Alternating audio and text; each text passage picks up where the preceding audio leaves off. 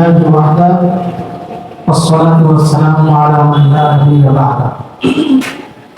أما بعد فأعوذ بالله من الشيطان الرجيم. بسم الله الرحمن الرحيم. ولولا دفع الله الناس بعضهم ببعض لفسدت الأرض ولكن الله ذو فضل على العالمين. صدق الله العظيم. وقال النبي صلى الله عليه وسلم يد الله على الجمع أو كما قال عليه الصلاة والسلام. সর্বপ্রথমে আমার ভক্ত কণ্ঠে নিবেদিত হোক যাবতীয় প্রশংসা ও আরাধনা, সাধনা ও উপাসনা নিখিল ধারা একমাত্র স্রষ্টা আল্লাহ তাআলার প্রতি, যিনি এক অবিনশ্বর, যিনি নিরাকার, যার আঙ্গুলের ইশারায় নিয়ন্ত্রিত বিশ্ব চরাচর।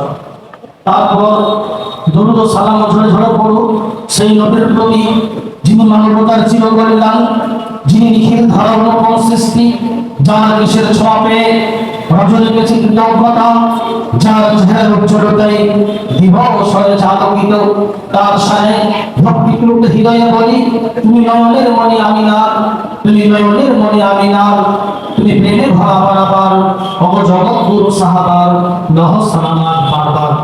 শ্রদ্ধেয় ও সম্মানীয় আজকের জিয়াউর মাদ্রাসা তথা আমাদের মাদ্রাসার মহামান্য সেক্রেটারি, সভাপতি তথা কমিটিবৃন্দ, আসাতিজে কেরাম, কিছু শিক্ষক রয়েছেন আমাদের উস্তাদের মতো, প্রত্যেককে শ্রদ্ধা সম্মান জানিয়ে আমাদের তালাবাই আজিমদেরকে স্নেহ জানিয়ে আজ ৮০তম স্বাধীনতা দিবস সামনে রেখে বেশ কিছু আলোকপাত করতে চলেছি।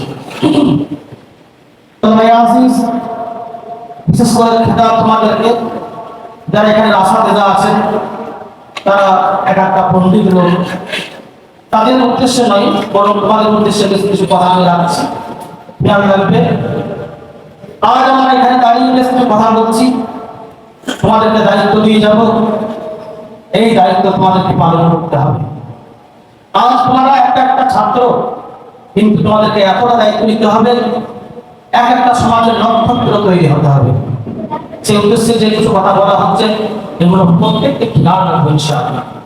স্বাধীনতা দিবস আজকের দিনে যারা রক্ত দিয়েছেন, দেশের জন্য বলিদান হয়ে গেছেন, তাদের রক্তের মাধ্যমে আজকে আমরা খুশি মানে স্কুল, কলেজ, ইউনিভার্সিটি ইত্যাদি আজকে ছুটি মানাচ্ছে। যারা চলে গেলেন তাদেরকে ভুন্ডা করে কি করা হলো না, খেয়াল করা হলো না। আজকে তাদের বদৌলতে আমরা মাথা উঁচু করে দাঁড়াতে পেরেছি, তাদেরকে আমরা ভুলে গেলাম। আজকে আমাদের সমাজ আমাদের ছোট্ট ছোট্ট বাচ্চাগুলোকে শিখিয়েছে, প্রাইমারি স্কুলগুলোতে আজকের দিনে বাচ্চারা যায় চাকরি করে ফুল নিয়ে আর নিয়ে গিয়ে ছড়ে দিল ওই পতাকার গোড়াতে, দাদা ফুল ফেললো আর কিছু ধরিয়ে দিয়ে সবাইকে ঘর চলে গেল। কিছু মানুষের নাম নেওয়া হলো। আশ্চর্যের বিষয়, যে মানুষগুলো এই দেশটাকে স্বাধীন করার জন্য শুধু টিম নয় বরং টন টন রক্তকে বহিয়ে দিল, তাদের নাম সেখানে একবার উচ্চারণ দেওয়া হয় না, উচ্চারণ করা হয় না। ভাই আজিজ, আজকের দিনে এই সন্ধিক্ষণে দাঁড়িয়ে বলবো, আমাদের মধ্যে বিশেষ কিছু তালিম আছে, বিশেষ কিছু মওলানা আছে, যারা আমরা সমাজকে পরিচালনা করছি, অথচ আমরা জানি না আমাদের ওলামায়ে কিরাম এই দেশটার জন্য কি করেছেন। ওদিকে কথা না বাড়িয়ে এখন ঘুরে আসি স্বাধীনতার দিকে। প্রায় ১৫০০ বছর দাসত্বের পর ভারতবর্ষে ১৯৪৭-এর ১৫ই আগস্ট স্বাধীনতার সূর্য উদিত হয়। কিন্তু এর পিছনে আমাদেরকে প্রথম ভাষে জানতে হবে আমরা বেশ স্বাধীন ছিলাম, সুন্দর ছিলাম, পরাধীন কি করে হয়ে গেল। তালাবাই আজিজ, সোশ্যালিটি অর্থাৎ সার্বভৌমত্ব, এই যে দেশের টুকরাটা ভারতবর্ষ, এর এত বৈচিত্র্যময় দেশ, মনে হয় ম্যাপের মধ্যে এত বৈচিত্র্যময় দেশ আর খুঁজে পাওয়া যাবে না। ভারতবর্ষ একদিকে যেমন কি রয়েছে পাহাড় মালা রয়েছে, অন্যদিকে কল কল করে বয়ে যাচ্ছে সমুদ্রমালা। অন্যদিকে যেমন কি রয়েছে না সমুদ্র রয়েছে, অন্য অন্যদিকে রয়েছে বনভূমি। এই দেশে যেমন খনিজ সম্পদ রয়েছে, কয়লা রয়েছে, পাথর শিল্প রয়েছে, এই দেশের ফসল খুব উন্নত মানের, এই দেশের কাপড় খুব উন্নত মানের। আজ থেকে প্রায় 1599 সাল, তার মানে 350 বছর কাছাকাছি, 1947 থেকে নিয়ে প্রায় 350 বছর আগেকার কথা, বেনিয়া ইংরেজ এই দেশে ব্যবসা করতে এসেছিল। আহা, এই দেশের মানুষ যেমন ভালো, এদের ভিতরে যেমন নির্মল, এদের ভাষা যেমন কি সাবলীল, এদের ধর্ম যেমন সুন্দর। অনেক ধর্মাবলম্বী মানুষ এখানে বসবাস করছে, যেমন মুসলমান বসবাস করছে তার নিজের ধর্ম নিয়ে, হিন্দু সে মাথা উঁচু করে তার ধর্ম নিয়ে বেঁচে আছে, শিখ, জৈন, পার্সি সমস্ত মানুষ একাকার মিলে কি করছে, একটা দেশকে পরিচালনা করছে। সেই সময় সুযোগ নিল বেনিয়া ইংরেজ। তোলাবাই আসিফ ছোট্ট ছোট্ট ব্যবসা তারা পিঠা করে রোপণ করেছিল।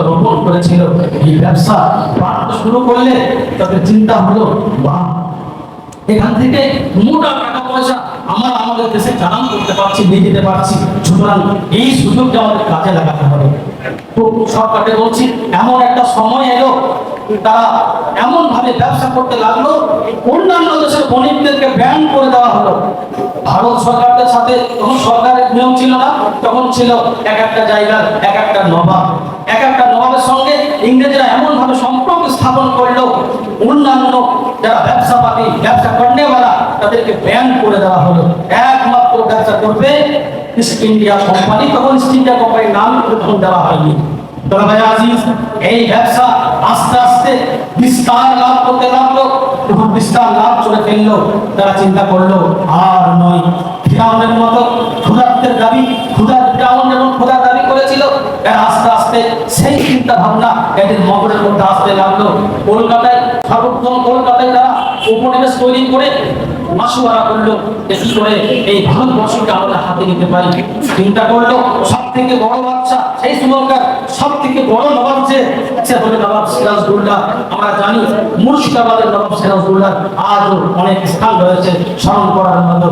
তোলাবাই আজিজ, এই নবাব সিরাজউদ্দৌলাকে তারা কি করবে, সিংহাসন করার জন্য সব থেকে বড় কি করলো, একটা মাসওয়ারা করলো। মিস্টার ওয়াটস তাদের দলনেতা সভাপতিত্ব করলো। আমাদের এই ভারতবর্ষের তথা কলকাতার বড় বড় ব্যবসায়ী তথা নবাব শেখ, উড়িচাঁদ, রাজবল্লভ, নন্দকুমার, এদের মতো বড় বড় ব্যবসায়ীরা সেই সভাতে ছিল। তারা বলেছিল, হ্যাঁ, নবাব সিরাজউদ্দৌলাকে সিংহাসন করতে পারলে আমরা ব্যবসায় বড় লাভ করবো, আমরা যা ধরে আছি তার থেকে আরো বড় ধনী হয়ে যাবো। তোলাবাই আজিজ, এরা দেখলো এমনি করে হবে না, কি করতে হবে, একটা সোনালী মৌসুম তৈরি করলো। বললো, এখনই আমরা বলি, এখনই সিংহাসন যুক্ত করবো, বাংলায় প্রসাদ আরম্ভ হয়ে যাবে। যেহেতু বড় বাংলা, দুটো বাংলা মিলে আছে, উড়িষ্যা আছে, এর সঙ্গে বিহার আছে, বিরাট একটা রাজত্ব। সুতরাং কি হলো না, এই সময়টাতে ঠিক একটা সোনালী মৌসুম কাজে লাগালো। ছেলে মীর জাফরকে বললো, তোমাকে কি করতে চাই, ওই সিরাজউদ্দৌলা জায়গাতে তোমাকে ওখানে বসাতে চাই। মীর জাফর বলল, সর্বনাশ, এত বড় বিপদের কাজ আমি করতে পারবো না। মীর জাফরকে বললো, আরে শোনো, তুমি চাল উঠালো, শোনো, তোমার নবাব সিরাজউদ্দৌলাকে আমার তো মেরে দিচ্ছি না, ও বেঁচে থাকবে, সিংহাসনে তুমি থাকবে। মীর জাফরের লোভ হলো পলাশের ময়দানে 1757 খ্রিস্টাব্দে পলাশের ময়দানে সর্বপ্রথম নবাব সিরাজউদ্দৌলা ওই বেনিয়া ইংরেজদের বিরুদ্ধে যুদ্ধ ঘোষণা করলো। সেই যুদ্ধে নবাব সিরাজউদ্দৌলার সৈন্য কত গো, মনে রাখবে, 50,000 নবাব সিরাজউদ্দৌলার সৈন্য, আর ইংরেজদের মাত্র 3,000। এই 3,000-এর বিরুদ্ধে 50,000 সৈন্য, কোন ব্যাপার হলো? কোনো ব্যাপার ছিল না। তোলাবাই আজিজ মীর জাফরকে এই দল পরিচালনা করার ক্ষমতা দিয়েছিলেন নবাব সিরাজউদ্দৌলা। অবাক হয়ে যাবে, যুদ্ধ আরম্ভ হয়েছে। ইংরেজের পক্ষ থেকে কামান দিকে দেওয়া হচ্ছে, করে কামান দেওয়া হচ্ছে মুসলমানদেরকে। শয়ে মুসলমানদের সেনা বাহিনী সব চিৎকার বিত্তার হয়ে যাচ্ছে, শহীদ হয়ে যাচ্ছে। কিন্তু আমাদের মীর জাফর সে কিন্তু এখনো কামান দেওয়ার নির্দেশ দিচ্ছে না। নবাব সিরাজউদ্দৌলাকে খবর পৌঁছাচ্ছে যে মীর জাফর এখনো পর্যন্ত কামান দাগার নির্দেশ দিচ্ছে না কেন? খবর পৌঁছানো হলো, মীর জাফর তোমার কাছে, তুমি দেখতে পাচ্ছ আমাদের সৈন্যরা এত এত করে মরে যাচ্ছে, তুমি কেন কামান ডাকছ না? অবশেষে কামান ডাকলো বটে, কিন্তু মুসলমানদের সাথে মুসলমান নয়, কোন নবাব সিরাজউদ্দৌলার নিশ্চিত হার হয়ে গেছে। তোলাবাই আজিজ নবাব সিরাজউদ্দৌলাকে সিংহাসনচ্যুত করা হলো, আর মীর জাফরকে কিছুদিনের জন্য রাখা হলো বটে, কিন্তু মীর জাফরকে রেখে নবাব সিরাজউদ্দৌলার জীবনটাকে শেষ করে দেওয়া হলো, তাকে কতল করে দেওয়া হলো। 1803 খ্রিস্টাব্দ পর্যন্ত হযরত মওলানা শাহ আব্দুল আজিজ রহমতুল্লাহ আলাইহি ফতোয়া পেশ করলেন, আর নয় যেটা ইংরেজ ঘোষণা করেই দিয়েছে, পৃথিবী ঘোড়ার দেশ, বাদশাহ আর হুকুম চলবে ইস্ট ইন্ডিয়া কোম্পানি। সুতরাং আজ থেকে ভারতবর্ষ দারুল হার্ব হয়ে গেছে, এখানে আর চলবে না। ঘাতে ঘাতে মানুষ বেরিয়ে পড়েছিলেন, মুসলমানরা শহীদ হয়েছিলেন। আমাদের গোলামাদের মধ্যে যারা জীবন দান দিয়েছেন, জীবন দান করেছিলেন, সবগুলো বলা সম্ভব নয়। 350 বছরের ইতিহাস এত সব সময় বলা সম্ভব নয়। তার মধ্যে বেরি রহমতুল্লাহ আলাইহি, আমাদের সৈয়দ আহমদ বেরি রহমতুল্লাহ আলাইহি তিনি করেছিলেন। সেই সময় পাঞ্জাবে একটা বালাকোট ময়দানে প্রস্তুতি নিয়েছিলেন যুদ্ধের, কিন্তু ওখানে ইংরেজরা সেখানকার যে বাদশা ছিল, সেখানকার যে নবাব ছিল, তাকে হাতে করে সেখানেও পরাজয় বরণ হলো। ভারতীয়রা হারলো, আমাদের স্যার সৈয়দ আহমদ সাহেব ইন্তেকাল করলেন, শহীদ হয়ে গেলেন। আমার ভাই এরকম আমাদের আব্দুল শাহ রহমতুল্লাহ আলাইহি, সৈয়দ আব্দুল বের রহমতুল্লাহ আলাইহি আমাদের বারাকপুর ময়দানে রঞ্জিত সিংহে ছিলেন, যে যুদ্ধে শহীদ হয়ে গেলেন। প্রচুর লোক সেখানে শহীদ হয়েছিল। এবার আসি সেই শহীদের পরিবর্তে আজকে আমরা কি পেয়েছি সেটাই। সুতরাং অনেকদিন পরে প্রায় 100 বছর শুধু মুসলমানরা এই স্বাধীনতা আন্দোলন করে গেছেন। 1857 পর থেকে কিছু কিছু হিন্দু ভাইরা, এছাড়া আরো অনেক ভাই রয়েছেন, তারা সহযোগিতা করে 1947 সালে ভারত স্বাধীন হলো। কিন্তু আজও পর্যন্ত সেই স্বাধীনতার যে স্বাদ আমরা গ্রহণ করতে পারিনি। শেষে আল্লামা ইকবালের একটা ছোট্ট শের, তার অর্থ বলবো, সময় অনেক বিগায়িত হয়েছে, এই জন্য এখানে শেষ করবো। আল্লামা ইকবাল বলছেন যে आजादी तो बेहतर चीज है, आजादी तो बेहतर चीज है, आजादी का खूब भालो जिनिस, लेकिन अगर कबूतर के पिंजरा किसी बिल्ली को खोलने बोला जाए, कबूतर के पिंजरा अगर किसी बिल्ली को खोलने बोला जाए, तो कबूतर के लिए बेहतर यह है कि वो पिंजरे ही में रहे, आजादी की ख्वाहिश ना रखे। हमारे भाई মর্মটা বলে দিই, আজাদি খুব ভালো জিনিস। যদি একটা কবুতরকে, একটা পায়রাকে আজাদ করার জন্য তার খাঁচাটা, একটা বিড়ালকে যদি বলা হয় বিড়াল তুমি তার খাঁচাটা খুলে দাও, তাই কবুতরটাকে আজাদ করে দাও, আমার মনে হয়, আল্লামা ইকবাল বলছে, আমার মনে হয় কবুতরের নিরাপত্তা ওই খাঁচার ভিতরে রয়েছে, বাইরে এলে কিন্তু সে নিরাপত্তা নয়। তাই আজকে এই মঞ্চে বড় দুঃখ নিয়ে আমাদেরকে বলতে হয়, আমরা 1947 সালে ওই দিনে লেখাপড়া ভাবে আজাদি পেয়েছি, কিন্তু আজকে মুসলমান হিসাবে, আমরা ভারতীয় হিসাবে সেই আজাদটুকু পাইনি। সম্ভবত আমাদের খাঁচাটা, আমাদের পিঞ্জাটা মনে হয় বিলি দিয়ে খোলা হয়েছে।